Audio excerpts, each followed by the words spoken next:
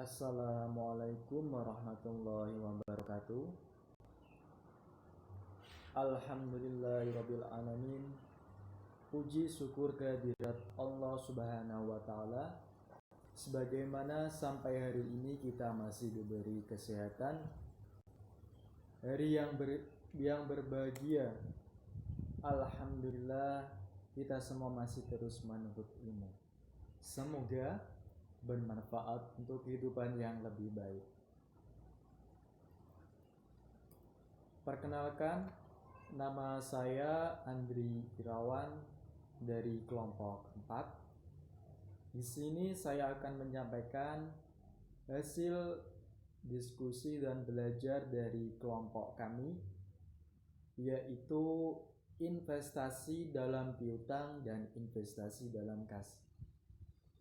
Sebelum saya memulai presentasi di pagi ini, saya akan memperkenalkan anggota kelompok 4. Yang pertama, Manis Karima Putri Fitriyanti, 2019-11193. Yang kedua, Andri Irawan, 2019-11201. Yang ketiga, Meliana Nandasari, 2019-11202. Yang keempat, Sania Indra Fatayati, 2019-11204. Dan yang terakhir, Nur Afikoh, 2019-11235. Baik. Yang pertama yaitu investasi dalam piutang. Ada faktor-faktor yang mempengaruhi besarnya investasi dalam piutang. Dalam rangka usaha untuk memperbesar volume penjualan, kebanyakan perusahaan besar menjual produknya dengan kredit. Jadi penjualan kredit tidak segera menghasilkan penerimaan kas, tetapi menimbulkan piutang langganan. Dan barulah kemudian pada hari jatuhnya terjadi aliran kas masuk, cash inflow, yang berasal dari pengumpulan piutang merupakan elemen modal kerja yang selalu dalam keadaan berputar secara terus-menerus dalam rantai perputaran modal kerja, yaitu cash inventory, piutang, dan kas. Jadi manajemen piutang merupakan hal yang sangat penting bagi perusahaan yang menjual produknya secara kredit. Baik. Ada faktor-faktor yang mempengaruhi besarnya investasi dalam piutang. Yang pertama yaitu volume penjualan kredit. Makin besar proporsi penjualan kredit dari keseluruhan penjualan, memperbesar juga jumlah investasi dalam piutang. Maka besarnya volume penjualan kredit setiap tahunnya berarti perusahaan itu harus menyediakan investasi yang lebih besar lagi dalam piutang. Dan yang kedua yaitu syarat pembayaran penjualan kredit. Dalam syarat pembayaran kredit dapat bersifat ketat ataupun lunak apabila perusahaan menetapkan syarat pembayaran yang ketat, bahwa perusahaan lebih mengutamakan keselamatan kredit daripada ketimbangan profitabilitas. Yang ketiga yaitu ketentuan tentang pembatasan kredit. Nah, dalam penjualan kredit, perusahaan dapat menetapkan batas maksimal atau plafon bagi kredit yang diberikan kepada para pelanggan. Dan yang keempat yaitu kebijaksanaan dalam mengumpulkan piutang.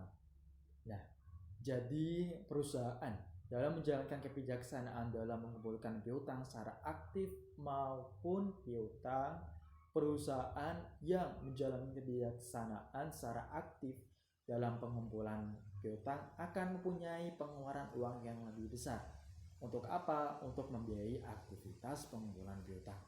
Dan yang kelima yaitu kebiasaan membayar dari para langganan. Ada sebagian langganan yang mempunyai kebiasaan untuk membayar dengan menggunakan kesempatan mendapatkan diskon, dan ada sebagian lagi yang tidak menggunakan kesempatan tersebut. Nah, penilaian resiko kredit dan penyaringan para langganan. Resiko kredit adalah resiko tidak terbayarnya kredit yang telah diberikan kepada para langganan. Jadi, pada umumnya bank atau perusahaan dalam mengadakan penilaian resiko kredit dengan memperhatikan 5C, yaitu karakter, capacity, kapital, kolateral, dan kondisi. Nah, apa sih langkah-langkah yang perlu diperhatikan atau yang diperlukan untuk penyaringan para langganan dalam rangka usaha preventif untuk memperkecil resiko tertunda atau terkumpulnya piutang yang tidak diharapkan? Yang pertama yaitu penentuan besarnya risiko yang akan ditanggung oleh perusahaan. Yang kedua, penyelidikan tentang kemampuan perusahaan untuk memenuhi kewajibannya. Yang ketiga, mengadakan klasifikasi dari para langganan berdasarkan risiko pembayarannya. Yang keempat yaitu mengadakan seleksi dari para langganan. Nah, tingkat perputaran piutang, receivables turnover, dan budget pengumpulan piutang, receivable collection budget. Jadi piutang sebagai elemen dari modal kerja selalu dalam keadaan berputar. Rumus dari receivable turnover yaitu net credit sales per average receivables. Jadi periode tingkatannya modal dalam piutang atau hari rata-rata pengumpulan piutang dapat dihitung dengan membagi tahun dalam hari dengan turnovernya. Hari rata-rata pengumpulan piutang dapat dihitung dengan cara sebagai berikut. 1 tahun sama dengan 360 hari, maka hari rata-rata pengumpulan piutang 360 dibagi receivable turnover, dan ketemulah di mana hari itu bisa ditentukan. Nah, penting untuk membandingkan rata-rata pengumpulan piutang dengan syarat pembayaran yang telah ditetapkan oleh perusahaan.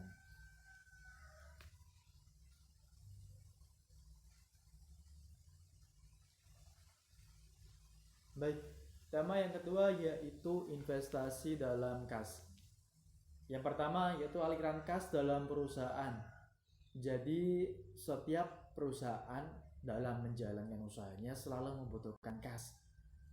Kas yang dibutuhkan baik untuk membiayai operasi perusahaan sehari-hari maupun untuk mengadakan investasi baru dalam aktiva tetap. Pengeluaran kas suatu perusahaan dapat bersifat terus-menerus. Contoh kas yang berasal dari penjualan produk secara tunai, penerimaan piutang, dan lain sebagainya. Sedangkan aliran kas yang masuk tidak terus-menerus. Contohnya penyertaan pemilik perusahaan, penjualan saham, penerimaan kredit dari bank, penjualan aktiva tetap yang tidak terpakai, dan lain sebagainya. Nah, yang kedua yaitu faktor-faktor yang mempengaruhi besarnya persediaan kas minimal.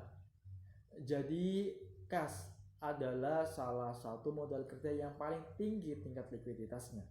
Makin besar jumlah kas yang ada dalam perusahaan berarti makin tinggi tingkat likuiditasnya. Ini berarti bahwa perusahaan memiliki resiko yang lebih kecil untuk tidak dapat memenuhi kewajiban finansialnya. Yang pertama yaitu pemerimbangan antara aliran kas masuk dengan aliran kas keluar. Yang kedua, penyimpangan terhadap aliran kas yang diperkirakan. Yang ketiga, adanya hubungan yang baik dengan bank-bank. Baik, yang ketiga yaitu budget kas. Jadi budget kas adalah estimasi terhadap posisi kas untuk suatu periode tertentu yang akan datang. Jadi budget kas dapat disusun untuk periode bulanan atau kuartalan. Budget kas dibedakan dalam 2 bagian. Yang pertama yaitu estimasi penerimaan kas, yang kedua estimasi pengeluaran kas. Nah, investasi dalam kas memiliki fungsi-fungsi penyusunan budget kas bagi pemimpin perusahaan. Yang pertama yaitu kemungkinan posisi kas sebagai hasil rencana operasi perusahaan. Yang kedua, kemungkinan adanya surplus atau defisit rencana-rencana karena rencana operasinya perusahaan. Yang ketiga, besarnya dana beserta saat-saat kapan dana itu dibutuhkan oleh menutup defisit kas. Yang terakhir, saat-saat kapan kredit itu dibayar kembali.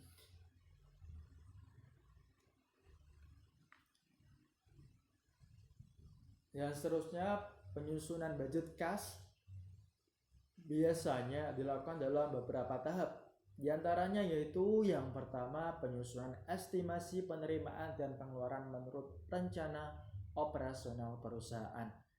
Yang kedua yaitu penyusunan perkiraan atau estimasi kebutuhan dana atau kredit dari bank atau sumber-sumber dana lainnya.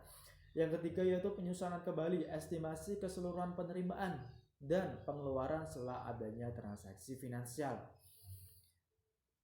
Terima kasih.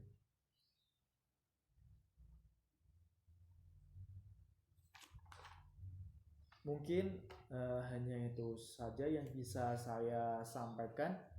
Saya berharap presentasi yang saya berikan dapat bermanfaat bagi teman-teman, khususnya jika saya ada kekurangan dan kesalahan, saya meminta maaf. Baik, saya tutup presentasi pada hari ini. Assalamualaikum warahmatullahi wabarakatuh.